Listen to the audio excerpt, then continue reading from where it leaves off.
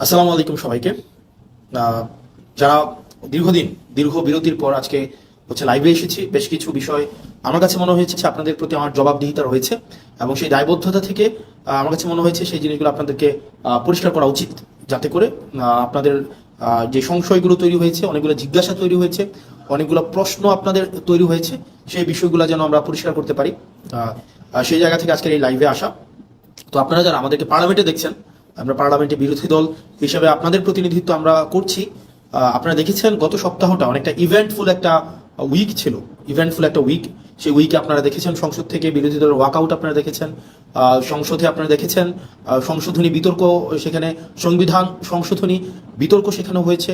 আপনারা দেখেছেন সেখানে বিভিন্ন জন এমপিরা বিভিন্ন সংস্কার নিয়ে সেখানে তারা তাদের আর্গুমেন্টগুলো সেখানে প্লেস করেছে। আপনারা দেখেছেন সেখানে অনেকগুলো অর্ডিন্যান্স সেখানে বিলে পরিণত করা হয়েছে, আইনে রূপান্তর করা হয়েছে। অনেকগুলো বিলকে সেখানে সংশোধনী আকারে সংসদে উত্থাপন করা হয়েছে, কিছু কিছু বিলকে সংসদ থেকে বাতিল করে দেওয়া হয়েছে, সংসদে উপস্থাপনই করা হয় নাই। তো সেই জায়গা থেকে আমার কাছে মনে হয়েছে আপনারা অনেকগুলো এক্সপ্লেনেশন ডিজার্ভ করেন। আপনারা যারা আমাদেরকে ভোট দিয়েছেন, আপনারা যারা চেয়েছেন আমরা যেন সংসদে যাই, আপনাদের প্রতিনিধিত্ব আমরা করি, আপনারা আপনাদের প্রতিনিধিত্বের জায়গা থেকে আপনারা অনেক জায়গায় আশাহত হয়েছেন, অনেক জায়গায় আপনারা আশা পেয়েছেন। সার্বিক বিষয়গুলো নিয়ে মনে হয়েছে যে আপনারা আমাদের কাছ থেকে কিছু এক্সপ্লেনেশন ডিজার্ভ করেন। সেই জায়গা থেকে চলে আমরা অনেকগুলো প্রশ্ন আছে, আমরা কেন বারবার ওয়াকআউট করেছি, বিরোধী দল কেন বারবার ওয়াকআউট করেছে, এটা আপনাদের একটা বড় ধরনের একটা প্রশ্ন। কেন আমরা সংসদে কথা বলি না, কেন অন্যান্য ট্রেজারি বেঞ্চের মন্ত্রীরা কথা বলার পরে আমরা কেন সেগুলোর বিরোধিতা আমরা করি না সংসদে দাঁড়িয়ে, সেটা আপনারা আমাদের কাছ থেকে জানতে চেয়েছেন। তৃতীয়ত, অর্ডিন্যান্সগুলো যেগুলো বাতিল করে দেওয়া হয়েছে, মূলত সেই অর্ডিন্যান্সগুলোতে কি ছিল সেটি আপনারা আমার কাছে মনে হয় সেগুলো আপনারা ডিজার্ভ করেন আমাদের কাছ থেকে জানার জন্য। আমরা 3 নম্বর প্রশ্ন থেকে আসি যে অর্ডিন্যান্সগুলোতে মূলত আসলে কি ছিল। প্রথমে আসেন আমরা শুরু করব যে অর্ডিন্যান্সটা নিয়ে, সেটা হচ্ছে জাতীয় যে পুলিশ কমিশনটা ছিল, পুলিশ কমিশনটা নিয়ে আমরা শুরু করি। দেখেন, এই সংসদে আমার কাছে মনে হয়েছে যেই কমিশনগুলোর সবচেয়ে বেশি দরকার ছিল তার মধ্যে অন্যতম একটা দরকারি একটা কমিশন ছিল পুলিশ সংস্কার কমিশন। দুঃখজনক বিষয় হচ্ছে এই কমিশনটা সংসদে উঠানোই হয় নাই, এই যে অর্ডিন্যান্সটা সংসদে উঠানোই হয় নাই। অর্থাৎ এটা আলোচনার জন্য, এটার প্রয়োজন আছে কিনা বা এটা কতটা প্রয়োজন, জনগণের জন্য কতটা প্রয়োজন, এটা নিয়ে আলোচনা করার জন্য সংসদে উঠানোই হয় নাই। এটা পুলিশ এই অভ্যুত্থানের অন্যতম একটা স্টেক হোল্ডার, তাদের রোল কি ছিল সেটা নিয়ে আমাদের পরবর্তীতে কথাবার্তা আছে, কিন্তু অন্যতম একটা স্টেক হোল্ডার। আমরা পরবর্তী রাষ্ট্র ব্যবস্থাটা যদি জনবান্ধব করতে চাই তাহলে পুলিশের স্বাধীনতা না, পুলিশের সুরক্ষাটা আমাদের প্রয়োজন ছিল। কিন্তু দুঃখজনক বিষয় হচ্ছে সেটা নিয়ে এই সংসদে কোনো ধরনের কথা সরকারি দল বলতে দেয়নি। সরকারি দল এই অর্ডিন্যান্সটাকে জাস্ট ল্যাপস করে দিয়েছে। এবার আসেন এই সংস্কার কমিশনে কি ছিল আমাদের। আপনি যদি মনে করে দেখেন তো আবু সাইদ হত্যা মামলার যে রায়টা হয়েছে, যে এএসআই ছিল উনি কিন্তু বারবার করে বলছিলেন যে আমার কোনো দোষ নাই, সরকার আমাকে নির্দেশ দিয়েছে, আমি সেই নির্দেশ অনুযায়ী গুলি করেছি। ঠিক সেটাই পুলিশকে নির্দেশ দেওয়া হয়, সেই নির্দেশকে লফুল নাকি আনলফুল সেটাকে অ্যাসেস করা কিন্তু পুলিশের পক্ষে সেটা সম্ভব হয়ে ওঠে না। তো আমাদের যে পুলিশটা গড়ে উঠেছে, এই পুলিশ সম্পর্কে আমাদের যে ধারণা, সেই ধারণাটা কি? সে পুলিশ হচ্ছে খারাপ, পুলিশ ঘুষ খায়, পুলিশ হচ্ছে দুর্নীতিগ্রস্ত, পুলিশ হচ্ছে চাঁদাবাজ, পুলিশের জমি দখল করে, মানুষের সম্পদ দখল করে বাসা থেকে উঠাই নিয়ে যায়। অর্থাৎ জনগণ এবং পুলিশের সম্পর্কটা এরকম বিরোধের একটা সম্পর্ক। জনগণের বিরুদ্ধে পুলিশের যে একটা চিত্র আবহমান কাল থেকে প্রতিষ্ঠিত করা হয়েছে, এটা আসলে রাষ্ট্রের জন্য কোনো সুখকর নয়। পুলিশ কিন্তু জনগণের বিরুদ্ধে থাকার কথা ছিল না। পুলিশকে যেভাবে ঘুষখোর হিসেবে উপস্থাপন করা হয়েছে, রাষ্ট্র যেভাবে পুলিশকে হাতিয়ার বানিয়েছে দমন পীড়নের, সরকার যেভাবে দমন পীড়নের হাতিয়ার বানিয়েছে পুলিশকে, এটা হওয়ার কথা ছিল না। সেজন্য এই অভ্যুত্থানের পরে আমরা চেয়েছিলাম যে পুলিশকে একটা গুণগত সংস্কার হোক। কিভাবে গুণগত পুলিশের এই সংস্কারটা হোক, সেটা হচ্ছে আমরা চেয়েছিলাম পুলিশের যে একটা অভিযোগ আছে, আপনি দেখেন পুলিশের বর্তমান পরিস্থিতি, পুলিশ হচ্ছে, আমি ব্যক্তিগতভাবে মনে করি রাষ্ট্রের সবচেয়ে নিরীহ যদি রাষ্ট্রের কোনো অঙ্গ সংস্থা থাকে সেটা হচ্ছে পুলিশ। পুলিশকে মারতে বললে মারে, ছাড়তে বললে ছাড়ে, ধরতে বললে ধরে। পুলিশের এর বাইরে কিন্তু কিছু করার নাই। পুলিশকে যেই তার ঊর্ধ্বতন কর্মকর্তা যেই অর্ডার দেয়, সেটা লফুল হোক আর আনলফুল হোক, পুলিশ কিন্তু এটাকে বাস্তবায়ন করতে হয়। সেই জায়গা থেকে আমরা চেয়েছিলাম যে, এবং পুলিশের কিছু সমস্যা আছে, যেমন পুলিশের 1 নম্বর সমস্যা হচ্ছে পুলিশ সারাদিন ডিউটি করতে হয়, মানে অলমোস্ট 24/7 ডিউটি করতে হয়, তাকে ওভারটাইম দেওয়া হয় না। পুলিশ, আপনি যদি রাজারবাগ পুলিশ লাইনগুলোতে যান বা বাংলাদেশের থানাগুলোতে যান, আপনি গিয়ে দেখবেন পুলিশ যে ধরনের অমানবিক জীবনযাপন করে, মানে পুলিশের যে অমানবিক জীবনযাপন, এটা মানে যেটা আনইমাজিনেবল।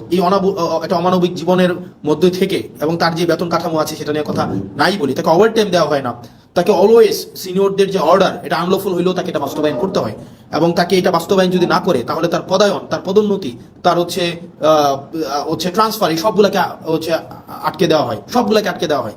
এবং দুঃখজনক বিষয় হচ্ছে পুলিশ যদি সরকারের কোনো ইচ্ছার বাইরে যায়, অন্যায্যভাবে সরকার একটা অন্যায্য একটা অর্ডার করছে, এটার বাইরে যদি পুলিশ যায়, তার চাকরি অলমোস্ট ইম্পসিবল হয়ে ওঠে। এখন দেখেন পুলিশের এই যে ক্ষোভ, পুলিশের প্রতি যে এইসব অন্যায্য অবিচার করা হচ্ছে, তার পোস্টিং, প্রমোশন, পদোন্নতি সবগুলো রাজনৈতিক ইচ্ছার উপরে নির্ভর করা হচ্ছে। যত বাংলাদেশের পুলিশ যারা সরকারের যত বেশি পদলেহন করে, যারা সরকারের সবচেয়ে বেশি কাছাকাছি থাকে, যারা সরকারি দলকে সবসময় হচ্ছে পৃষ্ঠপোষকতা করে, তারা ভালো পোস্টিং পায়, তারা ভালো প্রমোশন পায়। সেজন্য সরকারের লিগেল অর্ডার করুক অথবা আনলিগেল অর্ডার করুক, এই কারণে পুলিশরা সবসময় চায় সরকারের মনোরঞ্জনের মধ্য দিয়ে ব্যস্ত থাকতে। এখন এই যে পুলিশের যত অভাব, পুলিশের যত প্রত্যাশা, পুলিশের যত চাওয়া পাওয়া, পুলিশের যত ক্ষোভ, এগুলা নিরসনের জন্য এই গভর্নমেন্ট একটা কাজ করেছিল, মানে ইন্টারিম গভর্নমেন্ট, সেটা ছিল পুলিশ গ্রিভিয়ান্স রিয়েড্রেস প্রোগ্রাম হাতে নিয়েছিল। অর্থাৎ পুলিশের ক্ষোভ নিরসন করা এবং ন্যায্যতার ভিত্তিতে পুলিশের যে প্রয়োজনগুলো সেগুলোকে নিশ্চিত করার জন্য পুলিশ গ্রিভিয়ান্স রিয়েড্রেস প্রোগ্রাম হাতে নিয়েছিল এই সংস্কার কমিশনে। অথচ বিএনপি সরকার সেটাকে বাতিল করে দিয়েছে। ভাই একটা জিনিস বুঝেন আপনারা, পুলিশ থেকে ডিসিপ্লিনারি ফোর্স, তার প্রয়োজন, প্রত্যাশা, চাওয়া পাওয়া, সেগুলোর জন্য তো পুলিশ আন্দোলন করতে পারবে না, কোথাও গিয়ে স্মারকলিপি দিতে পারবে না। তাকে যদি আপনি একটা হিলিং একটা ওয়ে না দেন, উইন্ডো না দেন, তাহলে তার প্রয়োজন, প্রত্যাশা সে কোথায় দিবে? মানে সেগুলো কার কাছে জানাবে? এটা জানানোর জন্য ইন্টারিম গভর্নমেন্ট যে পুলিশ সংস্কার কমিশনটা করেছিল, সেটা হচ্ছে সেখানে পুলিশের ক্ষোভটাও যেন পুলিশ জানাইতে পারে, পুলিশের অভিযোগটা যেন পুলিশ জানাইতে পারে। এবং পুলিশকে যদি কেউ আনলফুল্লি কোনো একটা অর্ডার করা হয়, পুলিশকে যদি কেউ অন্যায্যভাবে কোনো একটা অর্ডার করা হয় যে তোমাকে গুলি করতে হবে, তোমাকে কাউকে উঠাই নিয়ে আসতে হবে, তোমাকে মানে বেআইনি কোনো একটা কাজ করতে হবে, পুলিশ সদস্যরাও যাতে সেটা থেকে নিষ্কৃতি পায়, সেটা যেন একটা অভিযোগ জানাইতে পারে, সেটার জন্য পুলিশ গ্রিভিয়ান্স রিয়েড্রেস একটা প্রোগ্রাম হাতে নেওয়া হয়েছিল, সেটাকেও বাতিল করে দেওয়া হয়েছে। 2 নম্বর হচ্ছে জনগণের কিন্তু পুলিশের বিরুদ্ধে অনেক অভিযোগ আছে। জনগণের যে পুলিশের বিরুদ্ধে অভিযোগ আছে সেটার জন্য সিটিজেন কমপ্লেইন, আপনার সিটিজেন, এটা হচ্ছে management committee, citizen complain management committee, এটা করা হয়েছিল, এটাকেও বাতিল করে দেওয়া হয়েছে। মানে অভ্যুত্থান পরবর্তীতে পুলিশকে যুগোপযোগী করার জন্য, জনবান্ধব করার জন্য ইন্টারিম গভর্নমেন্ট যেই ধরনের পদক্ষেপগুলো হাতে নিয়েছিল তার মধ্যে পুলিশ সংস্কার কমিশন অন্যতম। আপনি সেটাকে সংসদে উঠানি নাই, আপনি সংসদে উঠানোর আগে সেটাকে বাতিল করে দিয়েছেন। তো সেই জায়গা থেকে পুলিশের প্রতি, পুলিশকে যে রাজনীতি আবার করবে না, রাজনৈতিক হাতিয়ারে আবার পরিণত করবে না, পুলিশের যে উপরের যে পোস্টিং গুলো আছে, যেখানে প্রমোশন গুলো আছে, সেগুলোকে যে আবার রাজনীতিক করবে না, সেটা নিশ্চয়তা কিন্তু না, এবং সেটা খুবই দুঃখজনক। মানে সেটা খুবই দুঃখজনক। আপনার আমার সামনে যারা আছেন, আপনারা আমাকে শুনতে পাচ্ছেন কিনা, স্পষ্ট বা দেখতে পাচ্ছেন কিনা, আপনারা আমাকে একটু জানাবেন কাইন্ডলি যে আমাকে স্পষ্ট দেখতে পাচ্ছেন কিনা। আমি নিশ্চিত না, কারণ শুরু থেকে আমি কথা বলছি। তাহলে দেখেন, পুলিশকে আমাকে যুগোপযোগী করতে হবে, পুলিশকে জনবান্ধব করতে হবে, পুলিশকে রাষ্ট্রের লাঠিয়াল বাহিনী হিসেবে, পুলিশকে যদি আমি রাষ্ট্রের লাঠিয়াল বাহিনীতে পরিণত করি, এবং পুলিশকে যদি ছাড়তে বললে, পুলিশ আমাদেরকে মাঝে মাঝে এসে বলে যে ভাই আমাদের পরিণতি হয়েছে এটা, সরকার ছাড়তে বললে ছাড়ি, মারতে বললে মারি, ধরতে বললে ধরি, অর্থাৎ আমাদের এই তথৈবচ অবস্থা। এখন এই তথৈবচ অবস্থা থেকে মুক্তির জন্য পুলিশ শুধুমাত্র লিগ্যাল অর্ডারটা বাস্তবায়ন করবে, এবং পুলিশ সরকারের লাঠিয়াল বাহিনী হইবে না, পুলিশ জনবান্ধব হবে, পুলিশ জনগণের হবে। সেটার জন্যই কিন্তু সংস্কার কমিশনটা করা হয়েছিল। দুঃখজনক বিষয় হচ্ছে এই সংস্কার কমিশন, এই সরকার এটাকে ল্যাপস করে দিয়েছে, এটাকে উঠাই নাই। তার মানে এই সরকার যে অ্যাটিটিউড, এই সরকারের যে মনোভাব পুলিশকে নিয়ে, এই সরকারের যে চাওয়া পাওয়া পুলিশকে নিয়ে, সেটা হচ্ছে এই সরকার পুলিশকে আবার একটা লাঠিয়াল বাহিনীতে পরিণত করতে চায়। কারণ সে যতই বলুক আমরা এগুলাকে বিবেচনা করব, আমরা এটাকে আরো বেশি সুন্দর করে, আরো বেশি শক্ত করে নিয়মের মধ্য দিয়ে এটাকে করব, আলটিমেটলি কিন্তু এটা করছে না, বা করবে কিনা সেটা কিন্তু আমরা আস্থা পাচ্ছি না। পরবর্তীতে যদি আরো ভালো সংস্কার কমিশন আপনি করতেন, তাহলে এই কমিশনটাকে আপনি স্বীকৃতি দিয়ে পরবর্তীতে আপনি ভালো সংস্কার কমিশন করতেন, আপনি কিন্তু সেটা করেন নাই। তার মানে পুলিশ সংস্কার কমিশনের কে বাতিল করার মধ্য দিয়ে এই সরকারের মনোভাব কি বা কোন দিকে যাচ্ছে সেটা কিন্তু আমরা বুঝতে পারি। এরপর আসেন দ্বিতীয়ত মানবাধিকার কমিশন। মানবাধিকার কমিশনের যে বিষয়টা, সেটা হচ্ছে মানবাধিকার কমিশনের সাথে আমি সিম্পল ভাষায় বলছি, মানবাধিকার কমিশনের সাথে আপনার 3টা বিষয় সম্পৃক্ত। এক, মানবাধিকার কমিশনের সাথে আপনার গুম কমিশন সম্পৃক্ত। আমাকে কি স্পষ্টভাবে শুনতে পাওয়া যাচ্ছে কিনা? স্পষ্টভাবে শুনতে পাওয়া যাচ্ছে আমাকে একটু? ইয়েস। তাহলে আমার 3টা বিষয় আপনারা দেখেন, মানবাধিকার কমিশনের সাথে আপনার 3টা বিষয় সম্পৃক্ত। একটা হচ্ছে গুম কমিশন এবং জুলাই যোদ্ধাদের যে ইন্ডিমনিটি দেওয়া হয়েছিল সেই কমিশনটা। আমি সিম্পল ভাষায় বলি মানবাধিকার কমিশনটা কি ছিল। মানবাধিকার কমিশনে এখানে বলা হয়েছিল যে মানবাধিকার কমিশনের যারা সিলেকশন করবে, এই সিলেকশন কমিটিতে কিছু আপনার মডিফিকেশন করা হয়েছিল, এবং এই মানবাধিকার কমিশন যেটা 2026, মানে জাতীয় মানবাধিকার কমিশন অর্ডিন্যান্স, যেটা 2025-এর যে অর্ডিন্যান্সটা, 26-এর যে অর্ডিন্যান্সটা, এই অর্ডিন্যান্সে ছিল যে রাষ্ট্রের যেই সংস্থাগুলো, আপনি গুমের সাথে কারা জড়িত, গুমের সাথে নর্মালি জড়িত হচ্ছে রাষ্ট্রের যে বাহিনীগুলো, সরকার জড়িত থাকে, সরকারের যে বাহিনীগুলো জড়িত থাকে। মানবাধিকার কমিশন যদি চায় এই বাহিনীগুলোর বিরুদ্ধে তারা নিজেরাই হচ্ছে ইনভেস্টিগেট করতে পারবে। দুঃখজনকভাবে বিষয় হচ্ছে আপনার 2009 সালের মানবাধিকার কমিশনে যেটা হচ্ছে সেখানে মানবাধিকার কমিশনের এই এখতিয়ার নাই, এই এখতিয়ার নাই। আপনি এই ইন্টারিম গভর্নমেন্ট যে মানবাধিকার কমিশন অধ্যাদেশ করেছেন সেটাকে বাতিল করে দিয়ে আপনি 2009 সালের মানবাধিকার কমিশন আবার আইনে নিয়ে গেলেন। 2009 সালের যে মানবাধিকার কমিশন আইন, এটা একজন নখদন্তহীন একটা আইন। এই আইনের কোনো ধরনের হচ্ছে এই আইনটা শুধুমাত্র খাতা কলমে আছে, এটার কোনো বাস্তবায়ন নাই এবং এটা সরকারের একটা দপ্তর। আপনি এটাকে মিনিস্ট্রির আন্ডারে নিয়ে আসলেন। মানবাধিকার কমিশনটাকে আপনি একটা মন্ত্রণালয়ের অধীনে নিয়ে আসলেন। মন্ত্রণালয়ের অধীনে কি যুক্তিতে নিয়ে আসলেন? মন্ত্রণালয়ের অধীনে নিয়ে আসলেন যদি মানবাধিকার কমিশনকে আমরা স্বতন্ত্র করে দেই, তাহলে এই মানবাধিকার কমিশন প্রপারলি ফাংশন করতে, এইটার জবাবদিহিতা নাকি আপনি নিশ্চিত করতে পারবেন না। ভাই, এই সরকারে অনেকগুলো অর্গানাইজেশন আছে যারা ইন্ডিপেন্ডেন্টলি ফাংশন করে। সিএস ইন্ডিপেন্ডেন্টলি ফাংশন করে, সিজিএস ইন্ডিপেন্ডেন্টলি ফাংশন করে, এখানে হচ্ছে পিএসসি ইন্ডিপেন্ডেন্টলি ফাংশন করে। ঠিক একইভাবে মানবাধিকার কমিশন ইন্ডিপেন্ডেন্টলি ফাংশন করতো, কিন্তু আপনি যেটা করলেন সেটা হচ্ছে মানবাধিকার কমিশনকে একটা মন্ত্রণালয়ের অধীনে নিয়ে আসলেন। এখন মানবাধিকার কমিশন যদি কারো বিরুদ্ধে কোনো ইনভেস্টিগেট করে তখন মন্ত্রণালয়ের অনুমতি লাগবে। এখন স্বরাষ্ট্রমন্ত্রণালয়ের স্বরাষ্ট্রমন্ত্রীর অনুমতি নিয়ে আপনি জাস্ট চিন্তা করেন, আপনি আসাদুজ্জামান খান কামালের অনুমতি নিয়ে আপনি পুলিশের বিরুদ্ধে হচ্ছে আপনি ইনভেস্টিগেট করবেন, এবং যারা গুমের সাথে জড়িত, যারা হচ্ছে নিপীড়নের সাথে জড়িত, আপনি তাদের অনুমতি নিচ্ছেন যে আমাকে কি দয়া করে অনুমতি দিবেন, আমি কি আপনাদের বিরুদ্ধে আমি একটা তদন্ত কাজ পরিচালনা করতে পারি। এখন এটা খুব স্বাভাবিকভাবেই সত্য, বাংলাদেশে গত 17 বছর রাষ্ট্রের যে বাহিনীগুলো গুম খুনের সাথে জড়িত ছিল তাদের কারো বিরুদ্ধেই কোনো ধরনের আপনার হচ্ছে কোনো তদন্ত হয় নাই। এখন এই তদন্তের একদম সিম্পল ভাষা, এই তদন্তের এখন এই ক্ষমতাটা মানবাধিকার কমিশন যে পেয়েছিল আপনি সেটাকে বাতিল করে দিলেন, এবং এটার মধ্য দিয়ে আপনার যে নিয়ত, আপনি যে আবার গুম খুনে ফিরে যেতে চান না, সেটা কিন্তু স্পষ্ট হলো না। এবং এটা খুবই দুঃখজনক, আপনার এই মানবাধিকার কমিশন বাতিল করার মধ্য দিয়ে আপনি দুইটা কমিশনকে আপনি হচ্ছেন অর্নামেন্টাল করে ফেলেছেন, ফাংশনাল আর থাকে নাই। একটা হচ্ছে গুম কমিশন, আর হচ্ছে জুলাই ইন্ডেমনিটির যেই বিষয়টা, এটাকে আপনি হচ্ছেন অর্নামেন্টাল করে ফেলেছেন। এই দুইটা অর্ডিন্যান্স কিন্তু মানবাধিকার কমিশনের সাথে সম্পৃক্ত। তো সেই জায়গা থেকে আপনার এই সরকারের যে উদ্দেশ্য, এই সরকারের যেই উদ্দেশ্য সেটা কিন্তু প্রশ্নবিদ্ধ।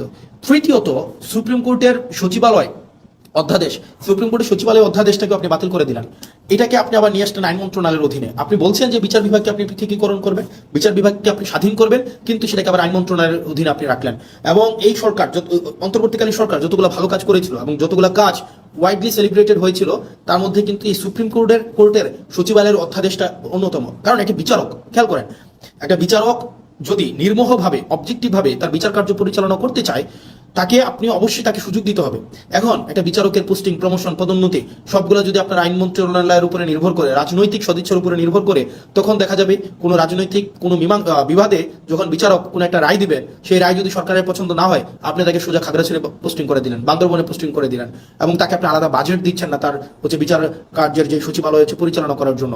সেই জায়গা থেকে আপনি একটা মন্ত্রণালয়ের অধীনে রেখে, আইন মন্ত্রণালয়ের অধীনে রেখে আপনি কখনোই স্বাধীন, অবজেক্টিভ, বস্তুনিষ্ঠ, নিরপেক্ষ বিচার বিভাগ আপনি কখনোই এনশিওর করতে পারবেন না।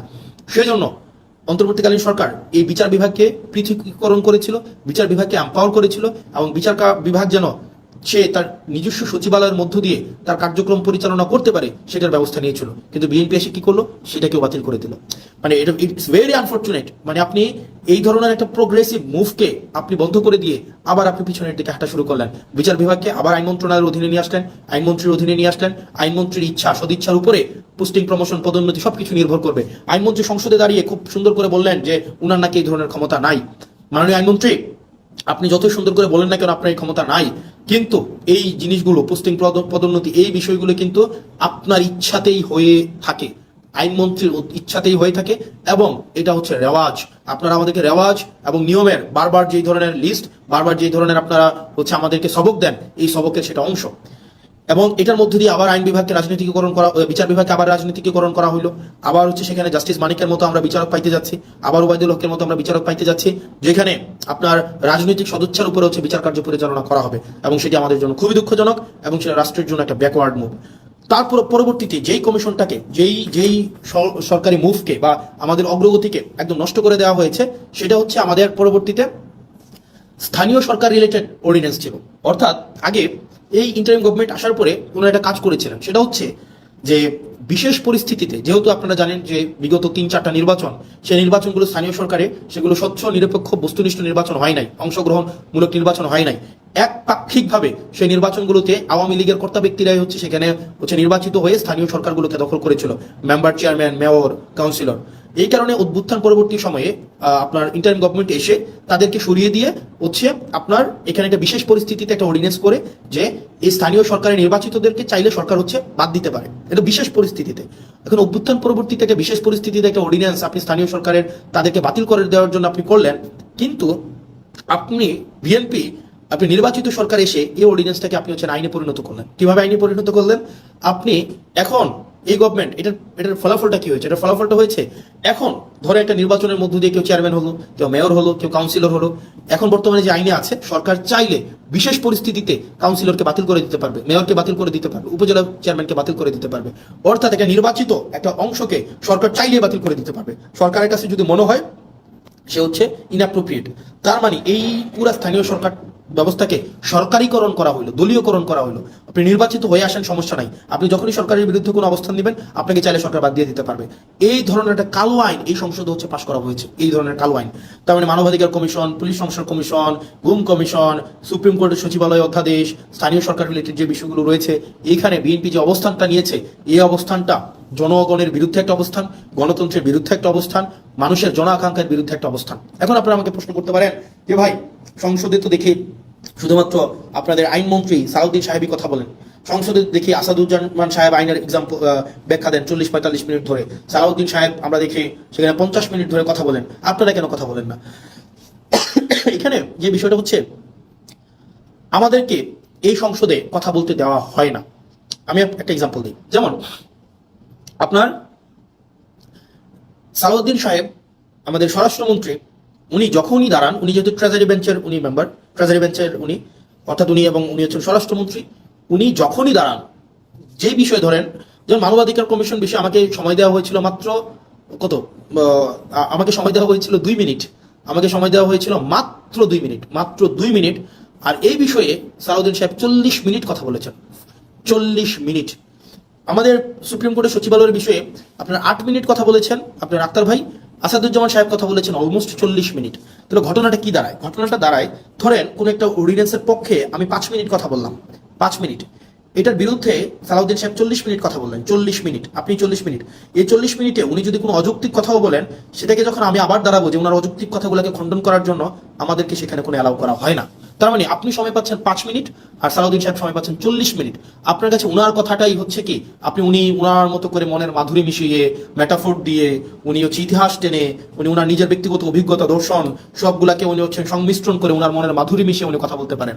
এবং সেই জায়গা থেকে আমাদেরকে সময় দেওয়া হয় 2 মিনিট, এবং রিকোয়েস্ট করে সময় নেওয়া হয় 1 মিনিট, এবং যখনই আবার সময় চাওয়া হয় তখন আমাদেরকে বলা হয় this is not Shahbag square, it's parliament, which is very unfortunate. কারণ আপনি একই টপিকে আপনার মানবাধিকার কমিশনের বিলের উপরে সালাউদ্দিন সাহেব কথা বলবেন 45 মিনিট, আর সেখানে আমাকে কথা বলতে দিচ্ছেন আপনি 2 মিনিট, আপনি আমাকে 2 মিনিট কথা বলতে দিচ্ছেন। মানে এটা খুবই আনজাস্টিফাইড। যখন এটারই বিরোধিতা আমরা করেছিলাম, যখন এটাই চেয়েছিলাম যে এটার বিরোধিতা হচ্ছে, তখনই হচ্ছে আমাকে বলা হলো যে this is not Shahbag square, it's parliament. এবং বিএনপি এক ধরনের 2টা কাজে জুচ্চুরি করেছে, জুচ্চুরি মানে সিম্পল জুচ্চুরি করা। জুচ্চুরি করা কি? জুচ্চুরি হচ্ছে ওনারা দিনের আলোতে প্রতারণা করেছে। যেমন জুলাই জাদুঘর একটা অধ্যাদেশ ছিল, এই অধ্যাদেশটা কথা ছিল এটাকে অপরিবর্তিতভাবে সংসদে আইন আকারে পাশ করা হবে। ওনারা কি করলেন? ওনারা একদম সংসদ শুরু হওয়ার সময়, সংসদ একদম বিলটা পাশ করার 5 মিনিট আগে ওনারা এটাকে সংশোধনী আকারে উপস্থাপন করে ওনারাকে বিলটাকে পাশ করাই নিলেন, যেটা কোনো এটাকে একটা কমিটমেন্ট ব্রিচ করা হয়েছে। এটা কথা ছিল না, কথা ছিল এটা অ্যাজ ইট ইজ পাশ করাবে। এখন আপনি আমাকে বলতে পারেন তাহলে আপনারা প্রতিবাদ করলেন না? আমরা অবশ্যই প্রতিবাদ করেছি, এবং আপনারা যদি দেখে থাকেন তাদের যেহেতু মেজরিটি 2/3, তারা এখন কাউকে আর তোয়াক্কা করার প্রয়োজন মনে করে না। তাদের কথা হচ্ছে আপনারা পার্লামেন্টে থাকলে থাকবেন, না থাকলে নাই, আমার যে আইনটা আমি যেভাবে ইচ্ছা আমি করবো, এবং যেভাবে ইচ্ছা আমি সেটাকে পাশ করবো। এবং ওনারা আরো কয়েকটা জায়গায় ওনারা আমাদের সাথে প্রতারণা করে যাচ্ছেন, বাংলাদেশের সাথে প্রতারণা করে যাচ্ছেন। যেমন কথা ছিল প্রত্যেকটা আইন, পূর্ণাঙ্গ আইন অন্তত 3 দিন আগে সবার কাছে ওনারা হচ্ছে পূর্ণাঙ্গ বিলটা ওনারা হাতে দিবেন। ওনারা 3 দিন আগে হাতে দেন না। ওনারা যেটা করেন, ওনারা হচ্ছে বিলটা সংসদে উত্থাপনের 15 মিনিট আগে আপনাকে এতগুলো পেয়ে যায় না ধরাই দেবে, 15 মিনিট আগে। এবং এই 15 মিনিট আগে আপনাকে এই পুরো বিলটার যদি আপনি একমত থাকেন বা দ্বিমত প্রকাশ করেন, এই 15 মিনিটের মধ্যে আপনাকে জানাইতে হবে। এবং এটা হচ্ছে এক ধরনের পুকুর চুরি করার মতো।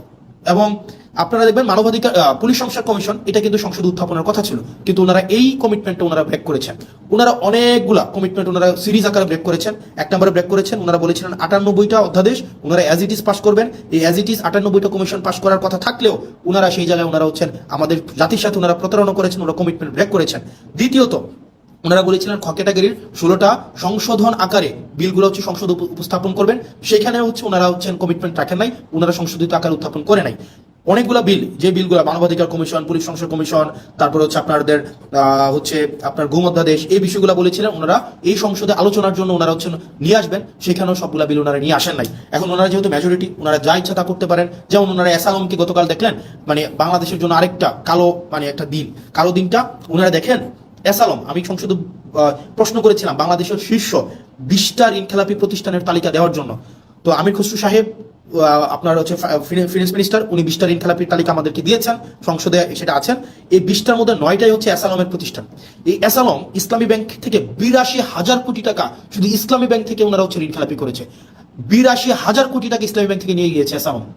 আপনার ইন্টারিম গভর্নমেন্ট যখন আসলো, ইন্টারিম গভর্নমেন্টের আপনার হচ্ছে যিনি গভর্নর ছিলেন, এই গভর্নর কি করলেন, এই ব্যাংকগুলোকে বাঁচানোর জন্য 36,000 কোটি টাকা রিফিল করলেন, যেন এই ব্যাংকগুলা জনগণকে এই টাকাটা দিতে পারে এবং ব্যাংকগুলোকে যেন বাঁচানো যায়। 36,000 কোটি টাকা, 36,000 CR। এখন যেটা হয়েছে, গতকাল একটা ব্যাংক অর্ডার পাস করাই নিলেন মেজরিটির বড়াই দিয়ে। এই ব্যাংক অর্ডারে কি আছে? অর্ডারে আছে আপনার আগের যারা মালিক ছিল, যারা ব্যাংকগুলাকে চুরি নষ্ট করেছে, যারা ব্যাংকগুলাকে একদম মানে ধ্বংস করে দিয়েছে বাংলাদেশের অর্থনীতিকে আওয়ামী লীগের সময়, এবং এই ব্যাংকগুলোকে চুরি করে টাকাগুলোকে বিদেশে নিয়ে গিয়েছে, এই ইন্টারিম গভর্নমেন্ট স্ট্রিক্ট আইন করেছিল তাদেরকে কোনোভাবে এই ব্যাংকে ফেরত আনা যাবে না। এই মালিকদেরকে আর ব্যাংক তুলে দেওয়া হবে না, কারণ ভাই তারা ব্যাংকগুলোকে নষ্ট করে দিয়ে জনগণের টাকাগুলোকে বিদেশে পাচার করে দিয়েছে। এই মালিকদের হাতে আর ব্যাংক তুলে দেওয়া যাবে না। অথচ গতকাল সরকার একটা আইন করলো, সেই আইনটা হচ্ছে কি? আইনটা হচ্ছে যদি 7% টাকা ফেরত দেয়, আপনার 36,000 কোটি টাকার 7% যদি ওনারা ফেরত দেয়, তাইলে আবার তাদের কাছে মালিকানা বুঝাই দেওয়া হবে। তাহলে চিন্তা করেন, তার মানে আপনি টাকা 82,000 কোটি টাকা মারলেন, এখন সরকার এই ব্যাংকগুলোকে বাঁচানোর জন্য আবার 36,000 কোটি টাকা দিল। এখন আপনি মাত্র 7% টাকা ফেরত দিয়ে, তার মানে হচ্ছে 2,500-3,000 কোটি টাকা ফেরত দিয়ে আপনি আবার মালিকানা পেয়ে যাবেন। তার মানে আপনি চুরির সময় চুরি করলেন, চুরি করার সময়, মানে এটা সিম্পল, এটা বোঝানো হচ্ছে যেমন কেমন, যেমন যদি বলতে যাই, আপনার একটা দোকান আছে, এই দোকানে 1 লক্ষ টাকা ছিল, আপনার এই 1 লক্ষ টাকার পুঁজিটাকে আপনি হচ্ছে পুঁজিটাকে বিক্রি করে দিলেন, একদম আপনার লাভ তো করলেন না, পুঁজিটাকে বিক্রি করে দিলেন, 1 লক্ষ টাকাই আপনি বিক্রি করে দিলেন, নিজের মতো করে খরচ করে ফেললেন, এই 1 লক্ষ টাকা সরাই নিলেন। তখন কি করলো সরকার? আপনার দোকানটা যেন টিকে থাকে, কাস্টমার